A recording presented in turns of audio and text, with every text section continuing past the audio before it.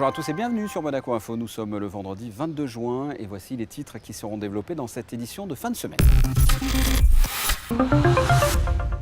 Le souverain s'est rendu à Dolce Acqua ce jeudi, une petite cité italienne qui partage des liens avec Monaco. Un nouveau club de l'écho est organisé ce matin à la résidence du ministre d'État avec pour thème la transition numérique. Le lycée technique et hôtelier de Monaco a accueilli la finale de la première édition du concours d'expression orale. La journée mondiale du yoga ce jeudi, plusieurs dizaines de personnes ont participé à cet événement, également en principauté. Le prince Albert II et Nikos Aliagas ont joué à la pétanque, une séquence enregistrée pour l'émission de radio de l'animateur. Les Jeux méditerranéens débutent ce soir à Tarragone, en Espagne. Une délégation de Monaco est présente. Coup de projecteur sur l'équipe monégasque de combats médiévaux. Et oui, ça existe et ils seront sur la place du Palais cette fin de semaine. Ce qui nous amène à notre invité de fin de journal, Albert Croesi, nous parlera de la première rencontre des sites historiques Grimaldi de Monaco qui se déroulera justement ce week-end sur la place du Palais. Comme je viens de vous le dire dans les titres, cette semaine est résolument dédiée au fief des Grimaldi. Le souverain s'est par exemple rendu ce jeudi à Dolce Acqua, une petite cité italienne qui elle aussi a des liens avec Monaco. Le reportage sur place de Christine Datomel et Thomas Deus. C'est au théâtre Cristallo de Dolce Acqua que cette visite princière a débuté.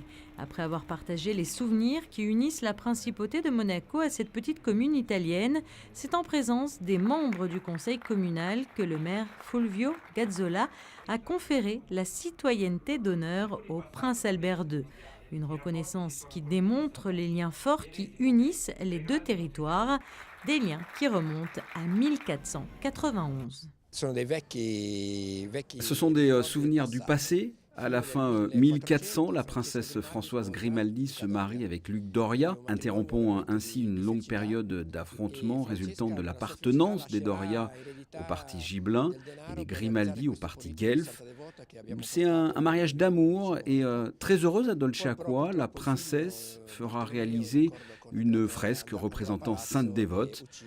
Mais malheureusement, leur fils, Barthélemy Doria, assassine son oncle, Lucien Grimaldi, dans son propre château de Monaco. Dès lors, les rapports avec la principauté sont devenus plus tendus.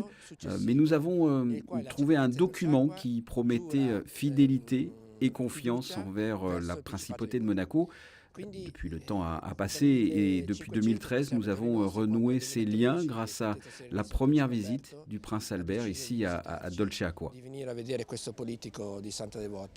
Lors de cette visite, le souverain a également inauguré la fresque d'Andrea Doria qui a été restaurée avant de se rendre à pied au château de Dolce Acqua pour partager le verre de l'amitié. C'est des liens tout à fait amicaux et bien sûr avec je dirais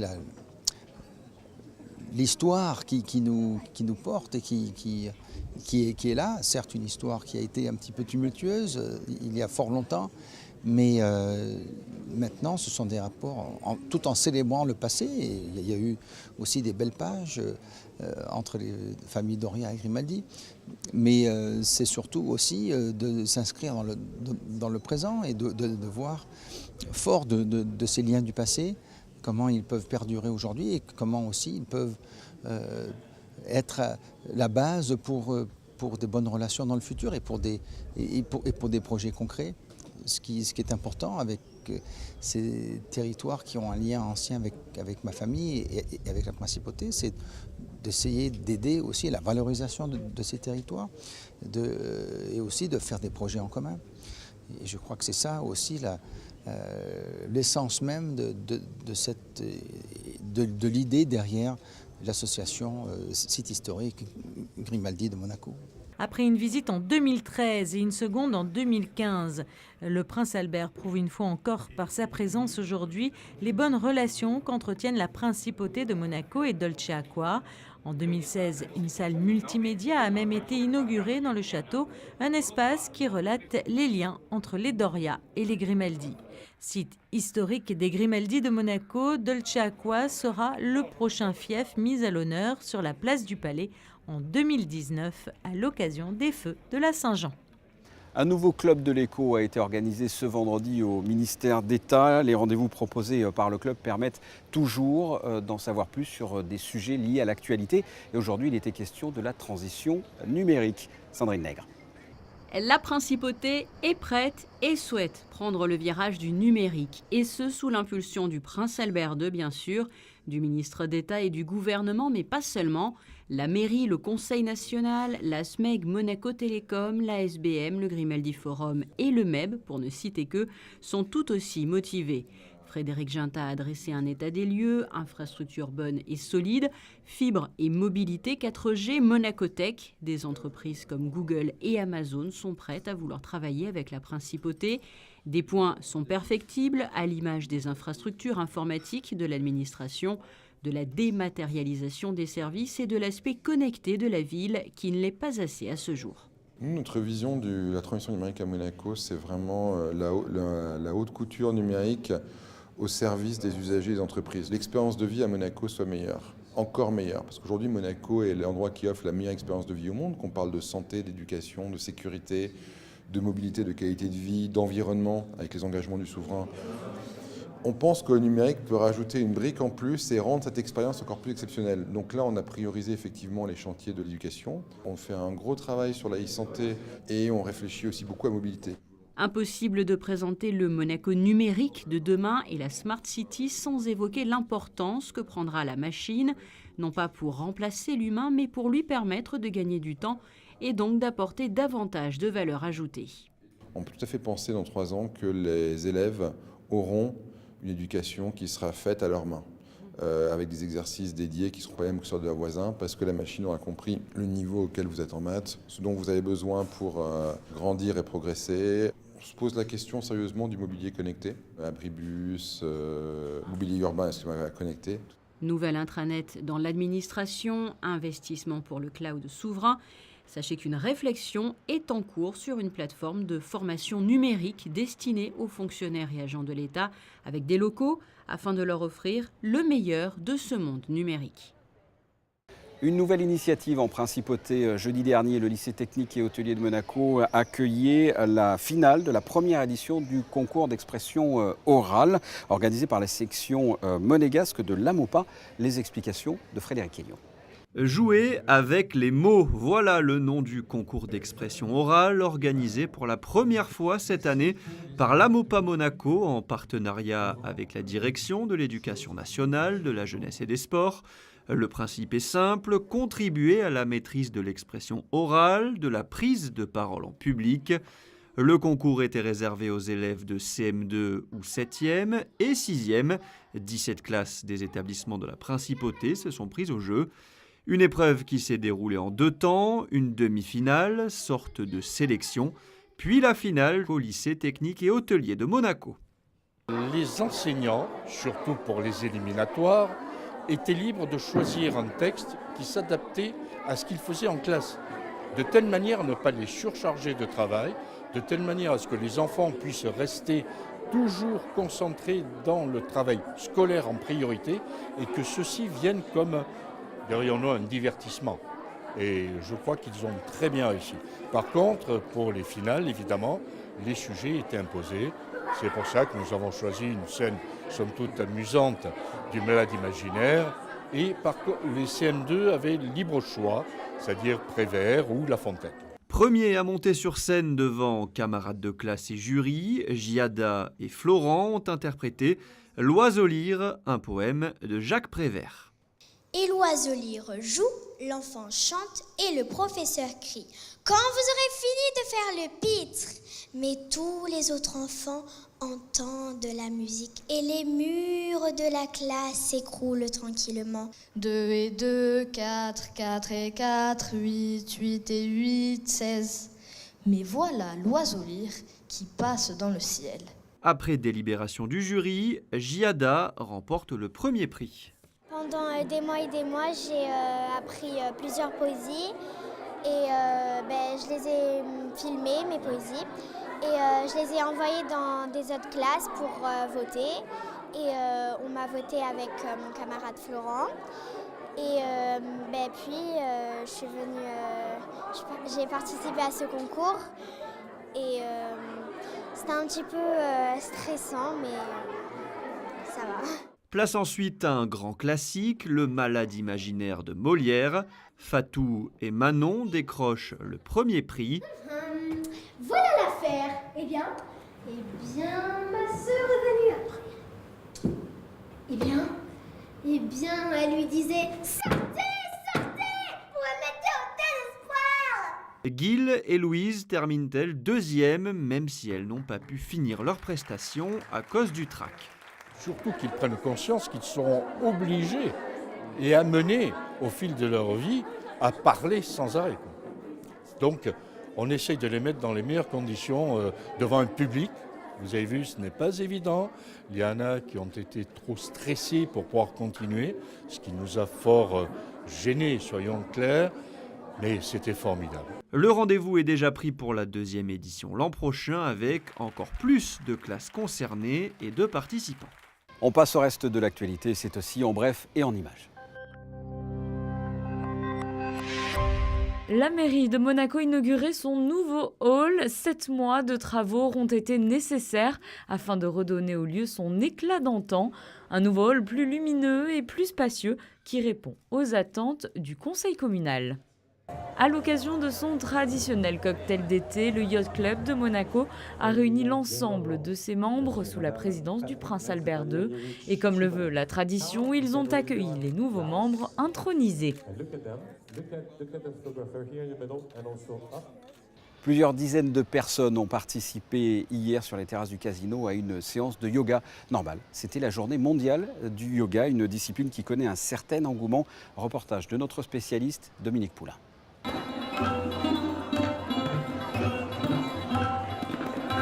Gérer son stress, se détendre et lâcher prise. Dans une atmosphère paisible, le cours de yoga commence avec le Gayatri Mantra, l'une des plus anciennes prières.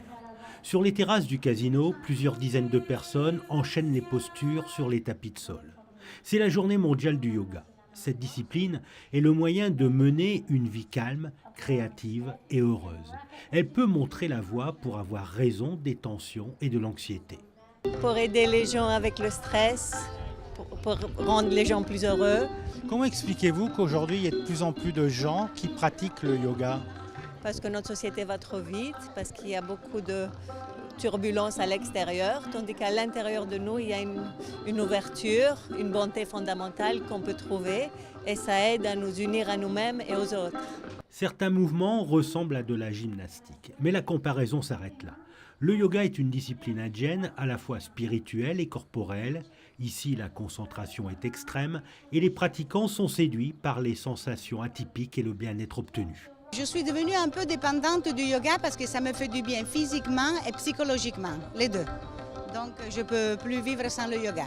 Qu'est-ce que ça vous apporte concrètement ? Ça m'apporte le fait de, quand je fais le yoga, tous mes soucis, tous mes problèmes, je les oublie un peu. Et physiquement, je me sens beaucoup mieux.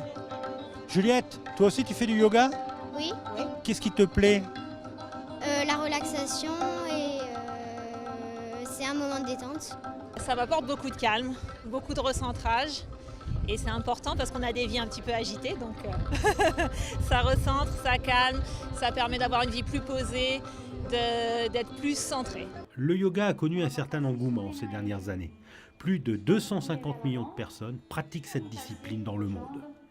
Comme le dit la chanson, une partie de pétanque, ça fait plaisir, moment de détente. Hier, pour le prince Albert II, le souverain a justement joué à la pétanque avec Nikos Aliagas, une séquence enregistrée pour l'émission de radio de l'animateur dont le prince Albert II sera l'invité. Reportage. Rencontre studieuse, mais chaleureuse aussi, entre Nikos Aliagas et le prince Albert II. L'animateur de télévision et homme de radio vient à la rencontre du souverain dans le cadre de son émission qu'il présente chaque semaine sur Europe 1. Pour la dernière de la saison, Nikos a décidé de mettre à l'honneur la principauté et son prince. Je crois qu'il y a beaucoup de facettes de Monaco que beaucoup de personnes ne connaissent pas. Là, j'ai plus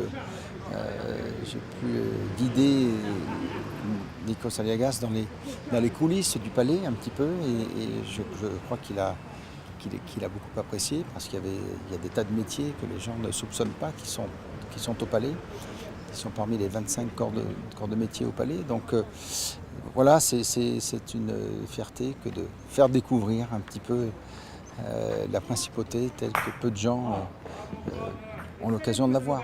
Le principe de l'émission est une rencontre avec un invité qui emmène l'auditeur pendant 1 heure dans son univers. Un entretien en immersion dans l'environnement de son quotidien. Un chemin de traverse pour découvrir une autre facette de l'invité. Je voulais une émission avec le prince à l'intérieur du palais, mais aussi montrer Monaco dans la réalité des gens qui travaillent sur le rocher. À la fois dans le palais, les artisans, les forgerons, les dames de la blanchisserie, montrer ce qu'on appelle communément les petites mains, mais qui sont pour moi des grandes âmes, et qui sont aussi ceux qui protègent le palais et qui donnent le cachet humain au palais. Et le prince a été cool, la réalité, il a joué le jeu avec nous, l'émission s'appelle En balade avec, c'est-à-dire qu'on suit quelqu'un dans son quotidien, le quotidien de son Altesse Sérénissime, c'est aussi la réalité quotidienne de la vie du palais. Un chemin qui emmène l'animateur et Albert II au club bouliste du Rocher pour un moment de détente, un moment convivial. Bon, j'y vais. Attention. Jamais joué avec un micro devant le nez. Vous avez du style là, vous avez mis devant les yeux même. Vous avez de bons mouvements. Oula, attention que ça... Oh, ça roule. Hein. Ça roule beaucoup. J'ai très peu souvent l'occasion, malheureusement, de jouer à la pétanque, mais j'aime beaucoup ça. Là c'était l'occasion de faire découvrir ce club bouliste du Rocher à Nikos Aliagas. Donc c'était, voilà, on ne pouvait pas ne pas taquiner le cochonnet quelques instants. Mais bien sûr que c'est toujours un plaisir, c'est toujours un plaisir de voir qu'il y a une belle animation, une belle ambiance dans ce club. Avant de quitter les lieux, le prince Albert prend quelques minutes de son temps pour jeter un œil sur l'écran de télévision. Ce jour-là, l'équipe de France affronte le Pérou dans le cadre de la Coupe du Monde. Quant à l'émission, elle sera diffusée le 2 juillet à partir de 11h. Partons en Espagne pour parler de sport. C'est ce soir que va débuter les Jeux méditerranéens à Tarragone. Une délégation de Monaco sera présente durant les 10 jours de compétition. Faisons le point avec nos envoyés spéciaux, Émilie Rousseau et Serge Prémont. C'est finalement avec 1 an de retard que les Jeux méditerranéens se déroulent jusqu'au 1er juillet à Tarragone. Cette compétition existe depuis 1951 et rassemble les pays du bassin méditerranéen, soit 26 nations. C'est la 3e fois que l'Espagne accueille cet événement. La nouveauté vient des sports représentés. Le triathlon est le nouveau sport ajouté au programme. L'équitation et le golf refont leur apparition après avoir été absents lors de la dernière édition en Turquie. Monaco sera bien évidemment présent lors de cette compétition. Ils seront 21 monégasques en lice dans 15 disciplines différentes. À titre de comparaison, ils étaient 11 à Mersin en 2013. Si pour certains cette compétition sera un baptême du feu, d'autres n'en sont pas à leur premier jeu méditerranéen. Le judoka Yann Sicardi avait d'ailleurs décroché l'argent en moins de 60 kilos à Pescara en 2009. Les ambitions monégasques sont à l'image de cette performance, réussir à se faire une place sur le podium et porter haut les couleurs de la principauté. Les premiers monégasques à entrer en compétition s'appellent Alexandre Marsan en ski nautique et Lisa Battaglia et Jérémy Moutou en voile. Leurs résultats ainsi que tous les autres seront bien évidemment à suivre sur Monaco Info. Dans quelques instants, nous allons recevoir Albert Croesi, qui est l'organisateur des rencontres des sites historiques d'Aigrimali qui se dérouleront samedi et dimanche sur la place du Palais. De nombreuses animations vont être mises en place, dont des combats médiévaux. Il s'agit d'une discipline à part entière. Patricia Navarro et Sylvain Pierroumal ont assisté à un entraînement de l'équipe monégasque. Ils sont armés de boucliers et de bâtons et ils ont bien veillé à se protéger avant de débuter leur entraînement. Les Grimaldi Milites se préparent à donner plusieurs démonstrations place du Palais d'une discipline encore peu connue du grand public, le combat médiéval, également surnommé Béour, mot qui signifiait fracas au Moyen-Âge. Là, nous avons aujourd'hui un entraînement en soft, ce qu'on appelle en soft, donc avec des techniques de déplacement, de mise en place de tactiques, et aussi de projection. Des armures, des cris de guerre et des coups d'épée, le Béour fait de plus en plus d'adeptes. Il a été relancé dans les années 90 et à Monaco, une équipe s'est constituée il y a un peu plus d'1 an. Nous, à Monaco, on s'est dit tiens, et pourquoi pas. Donc en fait, ce groupe est composé de gens de tous horizons, de la société monégasque, donc monégasques ou français ou italiens, qui ont décidé de se retrouver dans cet esprit guerrier, en fait, avec la volonté, en fait, on aborde ce sport dans un esprit sportif, vraiment sportif de combat. Et si ce sport peut paraître violent, il faut savoir que tous les coups ne sont pas permis. Il existe une certaine codification et beaucoup de respect entre les adversaires. C'est un peu aussi un rêve d'enfant, c'est-à-dire que c'est quelque chose à un moment donné qui se concrétise dans une réalité. On a tous joué au chevalier et la question ne s'est même pas posée. L'occasion était trop belle de pouvoir participer ici sur Monaco avec cette équipe, voilà, qui est la première. Donc voilà, il fallait sauter avec le groupe et jouer avec le groupe. C'est quand même au départ une bande de copains. Ce week-end, les Grimaldi Milites affronteront notamment les Bécus de Gascogne, place du Palais, spectacle garanti.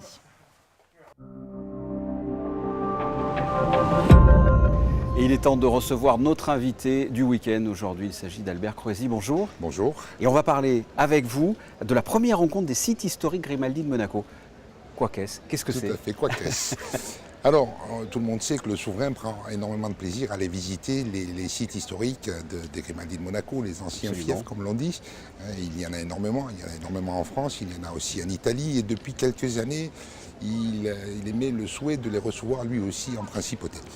Donc la formule de les présenter à la population 2-3 à la fois a été retenue et on a investi donc cette magnifique place du Palais. Pour la première, nous allons recevoir le marquis des Baux, puisque le petit prince Jacques est marquis des Baux de Provence, comme tout prince héréditaire. Le Carladès, la région du Carladès, car la princesse Gabriella est comtesse du Carladès. Et on complète la liste des invités avec Menton, qui n'est pas un fief, qui était en fait un territoire, mais que nous assimilons à cette belle fête puisque nous sommes très reconnaissants à M. Guibal d'avoir créé en 2015 cette association des sites historiques Grimaldi de Monaco qui nous est très utile pour les recenser, pour les retrouver, pour savoir qui, dans quelle région s'en occupe. Donc un grand merci à Menton, il complète donc la liste pour cette première année.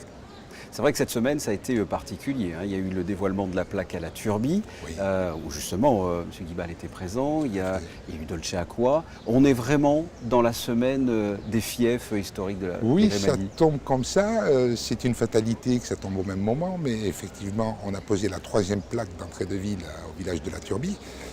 Dolce Acqua était prévu depuis un petit moment et le prince a également été visiter des fiefs dans la région parisienne il y a 2-3 jours. Donc c'est une fatalité peut-être, mais ça prouve l'intérêt qu'il porte à ces anciens sites et c'est quelque chose qui lui tient vraiment à cœur. Là, samedi, dimanche, ici sur la place du Palais, c'est la fête. Quel est l'objectif ? Vous l'avez évoqué, mais quel est l'objectif principal ? Pourquoi est-ce que vous avez décidé d'organiser, de créer cet événement ? Alors, je n'ai rien décidé, c'est à la demande du souverain. Il voulait vraiment les recevoir à son tour chez lui et il a mis sa place du Palais à leur disposition. On souhaite vraiment, déjà les Monégasques, les gens du pays ne savent pas forcément pourquoi il y a le marquis des Baux, pourquoi le prince héréditaire est marquis des Baux de Provence. Donc je pense qu'il y a quand même une leçon d'histoire, déjà pour les gens du pays, on va dire cela comme ça. Pourquoi ici ? Parce que c'est très symbolique, ou ailleurs que sur la place du Palais pour recevoir ces invités-là. Et je pense que c'est tout un symbole, c'est vraiment la famille, la dynastie qui va être réunie ici, sur cette place, durant tout un week-end, ce qui est quand même pas mal, avec un point d'orgue, vous le savez, un joli son et lumière le samedi soir qui va être projeté sur les façades du Palais. Mettez-nous l'eau à la bouche, ça s'adresse à qui et qu'est-ce qui va se passer concrètement ? Qu'est-ce qu'on va pouvoir découvrir ici ? Oui, on va découvrir ici déjà la culture de ces régions, leur histoire, leur passé. On va savoir pourquoi et depuis quand ce sont des fiefs des Grimaldi. Quand est-ce que ça s'est arrêté ? Mais on va aussi découvrir leur artisanat, on va découvrir leur office du tourisme, leur région. Ils vont faire une petite présentation de leur région. Ça va certainement donner envie à des déplacements dans de très très belles régions que sont le Carladès et les Baux de Provence en l'occurrence cette année. Et puis c'est une occasion d'échange également. Je pense que ces fiefs vont se regrouper même entre eux. On fait un peu partie de la famille des Grimaldi. Un des participants d'un fief du Carladès a même fait, je pense à un moment donné, un article disant que nous étions monégasques à l'époque. Voilà, alors qu'ils n'étaient pas du tout, mais ça prouve le cœur et ça prouve le sentiment qu'ils ont vis-à-vis des Grimaldi. Avec donc de nombreuses animations, on l'a vu précédemment avec des combats par exemple médiévaux, on l'a vu dans un reportage juste avant votre intervention. Il y a aussi la part belle qui sera faite à la jeunesse, il va y avoir des animations aussi pour les enfants. Oui, le programme est très très riche. Il y a de Runner déjà des défilés de groupes folkloriques de toutes les régions. Nous avons les Tambourinaires d'Ebo avec les Arlésiennes, nous avons la Barésienne, nous avons la Capeline de Menton. Au milieu de cela, il va y avoir des pièces de théâtre à la reconstitution d'un mariage d'un prince de Monaco qui s'est marié à Menton. Et puis, organisé en parallèle, il y a beaucoup de jeux pour enfants, de jeux anciens comme la piñata, la course en sac. Nous allons avoir un marionnettiste qui fait un spectacle formidable et le samedi et le dimanche après-midi. Nous avons un berger des Baux-de-Provence qui va nous raconter l'histoire des bergers d'hier à aujourd'hui, accompagné de brebis et de petits agneaux qu'on va mettre sur la place pour le plus grand plaisir des enfants. Et cet après-midi les 2 après-midi vont être très très riches de Runner. C'est une succession d'animations qu'il va y avoir. C'est une première édition, il va y en avoir d'autres déjà, on le sait, ou c'est une édition test? Non, nous partons avec la ferme intention qu'il y en ait d'autres. Nous avons déjà envisagé pour l'an prochain d'inviter la région du Valentinois, Montélimar, Romans, Matignon, avec Saint-Cast-le-Guillot, Cré, et Dolciacqua sera le 3e fief invité l'année prochaine. Non, c'est une manifestation qui devrait être reconduite tous les ans. Pour ce week-end de la Saint-Jean, je pense que le climat devrait s'y prêter, on l'espère en tout cas. Non, nous avons dans l'idée de continuer et d'inviter tous les fiefs tour à tour, et Dieu sait s'il y en a. Voilà le rendez-vous samedi, dimanche à partir de midi avec le marquisat des Baux, le comté de Carladès et la ville de Menton, ça on l'a dit, à l'honneur. Venez nombreux, j'ai envie de dire. Oui, et puis venez également, nous vous attendons, nous serons ravis de vous voir. J'y serai. Merci infiniment, on passe tout de suite à la météo. Pour ce samedi 22 juin, un temps légèrement couvert. La température descendra au minimum à 18 degrés dans la matinée, tandis que dans l'après-midi, elle grimpera jusqu'à 23 degrés.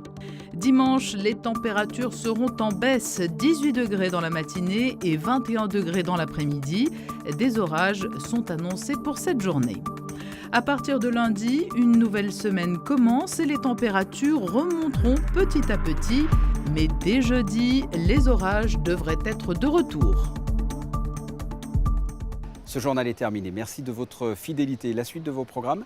Mais avant cela, un extrait de la fête de la musique d'hier au soir avec le grand concert organisé par la mairie sur le quai avec en première partie Scars et ensuite Naman, 2 bêtes de scène de l'univers reggae. Vous allez le voir dans cet extrait, ils se rejoignent à la fin du concert, ils sont tous les deux sur scène. Si ça vous plaît, sachez que vous allez retrouver un backstage entièrement consacré à ce concert-là samedi 30 juin à 21h. À très bientôt. Au revoir.